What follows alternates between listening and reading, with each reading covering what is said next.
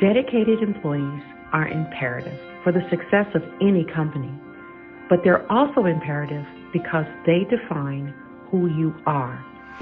SisterLove, the oldest women-centered sexual reproductive justice organization in the southeastern United States, is proud to present InnerViews, a chance for you to meet our fam, our foot soldiers, our everyday ambassadors that transform brick and mortar into places that unapologetically focus on our commitment to the community. Welcome everyone to another episode of what we're calling here InnerViews. And that's simply time with our superstars here at SisterLove. It's a chance for me to interview for you so you can appreciate what talent we have, the passion that they bring to the job, because we all know companies are brick and mortar without their people. And we here in the SisterLove family value and love one another genuinely and are very proud of the work that each of us brings to the space that we represent in RJ, or as most people know, reproductive justice. So let me go back and introduce myself properly. I am Sybil Miller. I am the Director of Comms here at SisterLove. My pronouns are she, her, hers, and let's get right into it. I am so thrilled to have who I call my sister for real, Africa McCladdie. And let me say that her title is Reverend Africa McCladdie. I respect that, but I also value her as just Africa because that's who she is and brings to the team. It is actually one of the things I loved about her when I first met her. And actually, it was before I met her, it was her introduction to the group. My nickname for her is Maya Angelou, because she always has something wonderful and wise to say at every gathering. And I've come to depend on her friendship and sisterly love. So without further ado, welcome, Miss Africa. Hello, Sybil, and thank you for having me. Oh, thank you for doing this. I really appreciate it. As I said before, this is just a conversation. We want to share your talent and just give a little insight about who you are and what you bring to the SisterLove family with all of our external family, if you will. So Africa, give us a little bit about you. Tell us your pronouns and what you do here for SisterLove. Now, before I get started, I would like to say, again, thank you, Sybil, for asking me to be a part of this. And she truly is my sister. When I met Sybil, it was like meeting someone I already knew. So I just want to give you the same love because it has been an awesome time at SisterLove for me because of Sybil's energy, her it's just something about her that most people can't explain because she's just Sybil. She's just that person. And so, I enjoy being, anytime I see her, she's coming with the fun, with the, the big voice, just the energy and the love and the excitement. And it's just amazing. And it's like we had known each other, honestly, forever. And so, and she's what I love about you, Sybil, is the fact that you're the same all the time. So you always know what you're going to get. Which I good or bad. The authentic Sybil is going to be there every single time. But I absolutely love it. And I love you. And I appreciate and love the work that you do because I know that it is a lot. And so I just want to give you your flowers and let you know how much I appreciate you and what you're doing. So I am, my name is Africa McCladdie. Yes, my title is Reverend, but I like to just be called Africa because at the end of the day, who I am is not about a title. It's just about the purpose that God has given me during my time here on earth.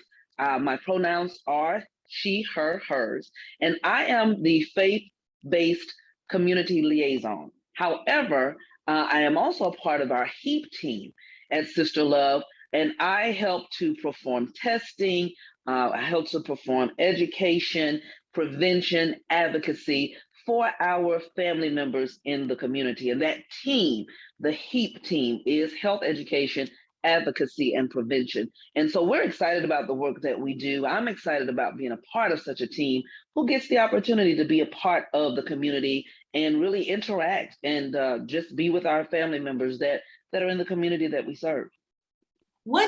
And that's a lot, because I know that all of us at SisterLove have been faced with this. None of us do one thing. So, right. Our title is our title, but we perform many jobs.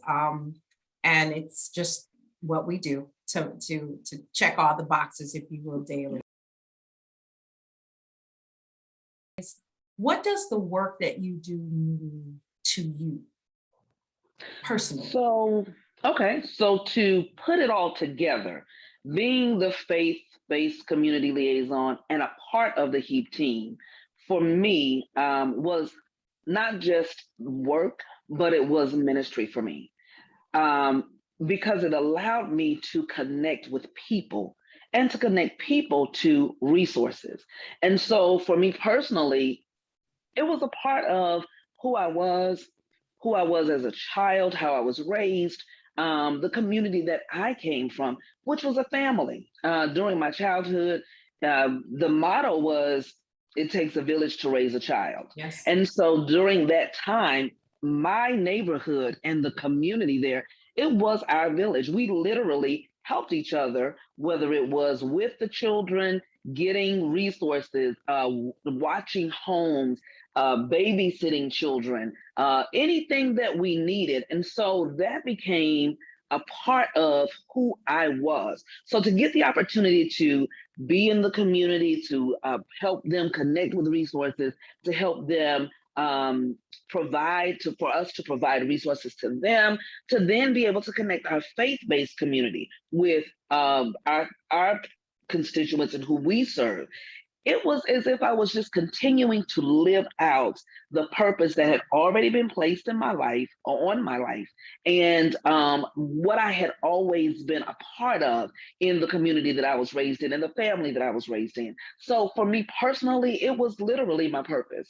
And this was a part of that journey, to be a member of SisterLove, to be a member of the HEAP team, and then to be able to walk in my faith on my job, which is amazing because most times it's not allowed. And so I'm thankful for the opportunity to do that, and then to be able to continue to serve people, which is something that's innate for me. It's just an innate part of who I am. It's who you are. It really genuinely is.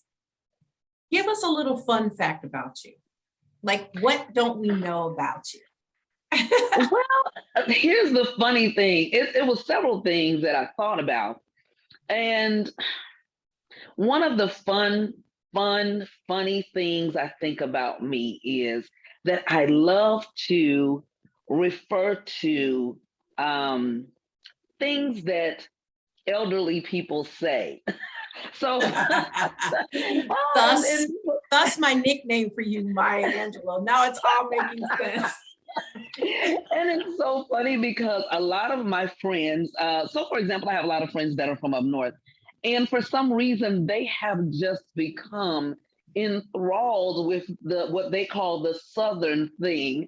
And it is because of some of the silly or fun things that I might say that sound like some of our elders or some of the things that, older people say. And I was raised with my mom, my grandmother's best friend. A lot of the ladies in my neighborhood when I was younger were older women.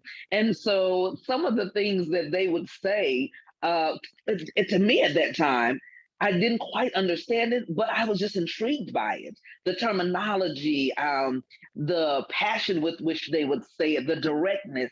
And so as I got older, it kind of became funny to me, and I would kind of imitate them. So there was this one thing my grandmother would say. She might be sitting on her porch, just enjoying her day, and somebody would come by and say, "Hey, how you doing?" And she would look at them and respond, "As I please." And it tickled me because they were sincerely asking and greeting her and saying, "Hey, how are you doing?" And she says, as I please. And I so love it. now when people, just to be, to mess with them, when people ask me, well, hey, how are you doing? I said, as I please. And I they'll love just it. burst into laughter. It's funny. So that's that's kind of one of the funny things I do, just kind of imitating, my elders and some of the funny things that they would say and how they would say it. And people would love it. They love it. Thank you for that. Primarily, I think you answered this next question, but if you could zero in on the exact reason you chose SLI, Sister Love International. I said international. Sister Love Prophecy. Incorporated, although we are international. Absolutely. The reason, what I'm trying to get to is this. I believe this work chooses people. I honestly feel not everyone is attracted to doing what we do every day. We've all collectively acknowledged none of us are going to make the Forbes magazine highest paid people working here at SisterLove, but we are rich in other ways. And if you could just touch on when you first heard about the opening here at SisterLove, what tapped you on the shoulder to say, I can do this, I want to do this? So it's amazing that you started your question out by saying that this work chooses us, because I actually was going to say I didn't choose Sister Love. That's right. Sister Love chose me. No. Yeah. It was perfect. It was perfect because again, it goes back to the purpose. And for me, because of my spiritual beliefs and what I've seen happen in my life, I know that it was already preordained for me to be a part of the Sister Love family. So when I began, I'll be honest, it was about work. It was simply about, I need a job, and at the time I was working with another company or agency, and the funding was about to expire.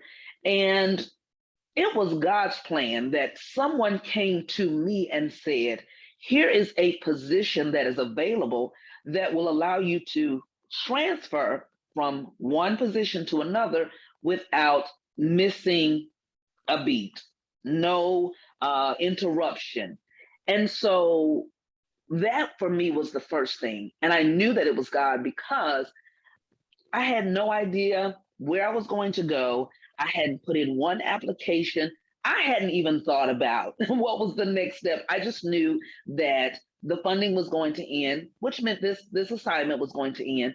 And I literally was just at that point in the road.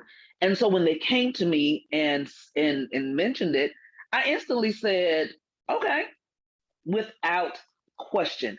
Because when they explained to me the work, again, it was a part of the ministry, the natural flow of my life and the purpose that I was able to go from one agency or company to another and continue to do the work that was truly a part of the purpose that God had called for me and important to me. So it was just, I feel the call that God has placed on my life, again, allowing me to continue to be on the path and continue the journey that he had for me. And since then, it has been amazing to be able to do this work and knowing that I didn't have to worry about anything personally, but that I was also able to continue to help people and help women specifically, which was, again, a part of my purpose. And so it wasn't even something I chose. I just was obedient and I answered the call. To date, Africa, is there any particular experience that you've had with Sister Love that stands out, that's meant a lot or the most to you thus far? As you can see, a smile instantly pops in my face. We all have that one story. Yes. So I instantly think about this young lady, and I've told this story to other people to inspire them, to encourage them, and to show them how life can really work for you if you are operating in your purpose. That means so much to me. And I know I've said that word lots of times on, during this interview, but it means so much to me. Yeah. So a young lady came in to test one day, beautiful young lady, but I could tell she was troubled. It was just a look on her face and the energy that she had. And so instantly, it just, I've switched into mom mode, ministry mode, the whole thing. And so we sat down and we went through the test, all of the normal operations. But then I reached over and I put my hand on her knee and I said, "Are you okay?" And instantly, it was as if the floodgates opened. She became emotional. She did begin to cry, but she began to talk to me. And I gave her a Kleenex, and she just talked. And she told me her story. She told me some of the things that she was going through. Excuse me. And so, in that moment, it wasn't even a second thought. I asked her, I said, "Is it okay if I pray for you?" Awesome. And she said, yes. So we prayed. And after that, I said to her, "This is your time." Mm-hmm. I said, "You have everything inside of you that it will take for you to be successful and for you to get out of the situation that you're in." Mm-hmm. I said, "For as much as I can do, I'm here for you." I said, "But I'm praying for you." I said, "But this is your time." And we talked about some steps that she could take to help change her physical situation. But we also talked about how she could tap into the power inside of her so that she could have the strength to actually perform the task needed for her to change her situation. Sure. Months later, she came back and she asked for me. And I'm thinking, who is asking for me? Who's looking for me? This is my job. And she comes in and she says, "Miss Africa, you gotta come outside and see my new car." And I was so excited because when she came the first time, she was catching the bus. She was using public transportation. Mm-hmm. So we go outside. She's got a brand new car. She says, "And I got a new job teaching," which was what she had went to school for. She says, "And I have my own place." I was so excited. I fought back the tears, but it was as if I was watching one of my children reach these milestones in their life. And so that particular success story has always stood out to me because I was able to see the results of simple things like showing somebody care and concern and love, and then listening to them and letting them know that they were important, that their life mattered, and that their life had purpose as well. That's beautiful, Africa. And the fact that she came back and wanted you to share in her blessings speaks for itself. I think that's wonderful. And that's what sets SisterLove apart, I think, because the word love is in there. Yes. And it's not just a word to us. And that shows there are hundreds of stories like that between all of us, which is why I ask that question each time that I have been interviewing one of our colleagues, because I love to collect those stories, because ultimately we are all storytellers by our experiences. And the best part is those folks that we've touched, they're telling those stories, and we should be very proud of that.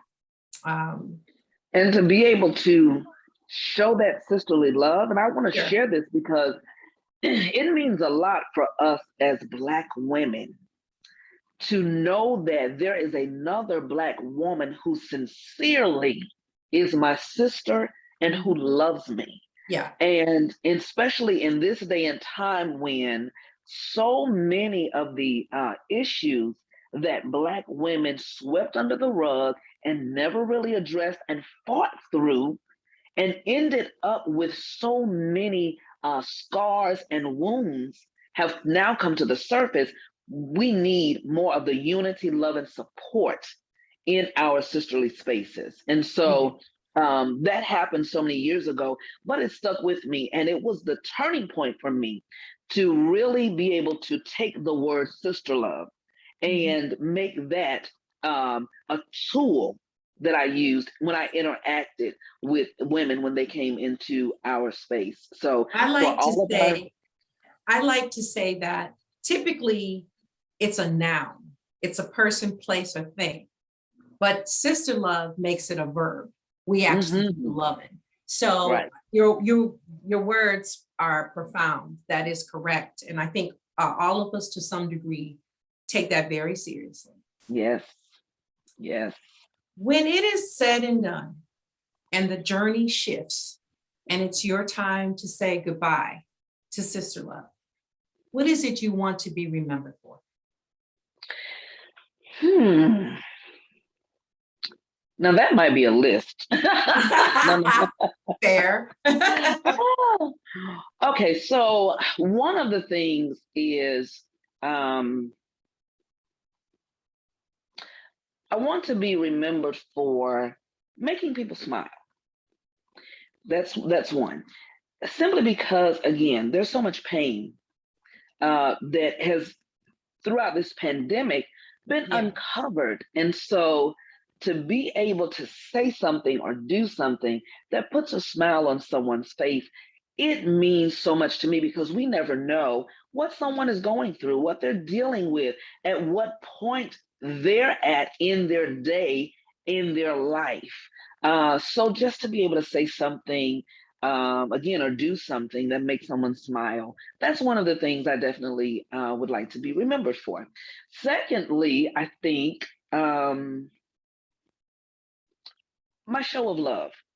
I'm not Yes. perfect by any means, but and sometimes the love is tough love, but I do try to make it my goal to really be the show of love that we talked about. That's a part of that action word, sister love.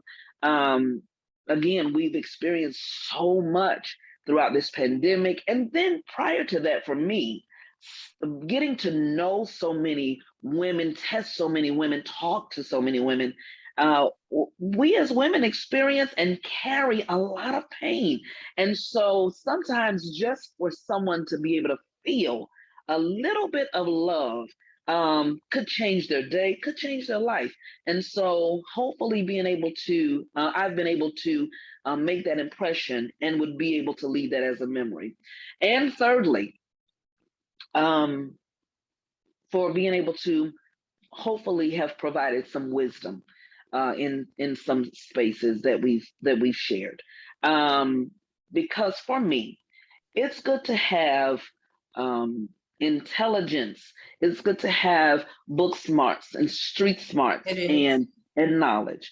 However, you have grown and matured when you get to the place of wisdom, True. which is a totally different level. And so um, I hope that I have had some impact in some way where I've shared or said something that someone could grab hold of and actually carry with them, use in their life, and then share with someone else that could possibly change their life or make them better. If I were to summarize you, Africa, if I had a saying in mind for you personally, mine, the first thing that pops in my head is the quote that says, "It's nice to be important, but it's more important to be nice." That to me is you. And it comes across in every conversation and interaction I've had with you, including today. And speaking of quotes, like, do you like my shameless segue? I love it. It was flawless. Uh, do you have a favorite quote, one that motivates you, one that you live by, that you think about often, even if it's biblical, a verse? Is there something, a saying that you would deem your favorite? So I have two.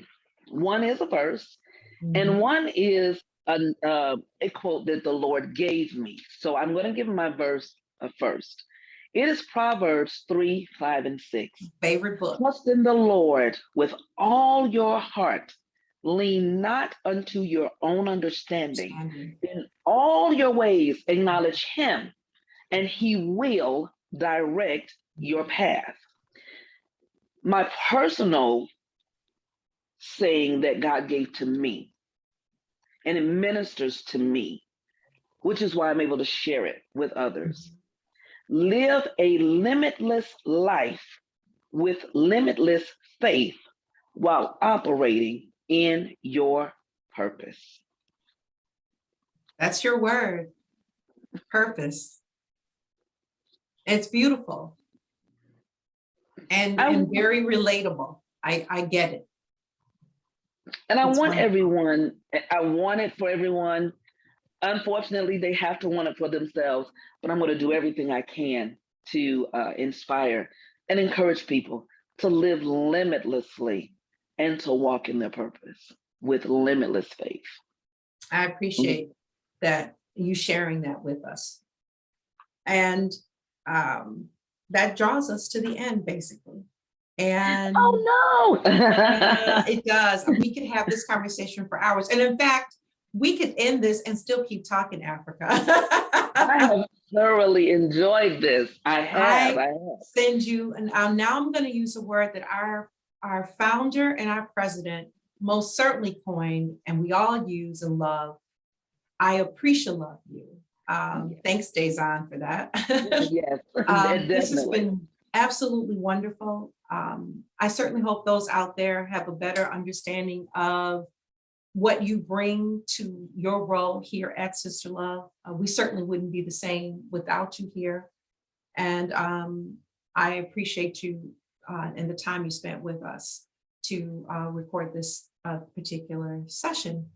I would be remiss if I did not thank the third party on this call who is invaluable and somewhat invisible to viewers, but is always around.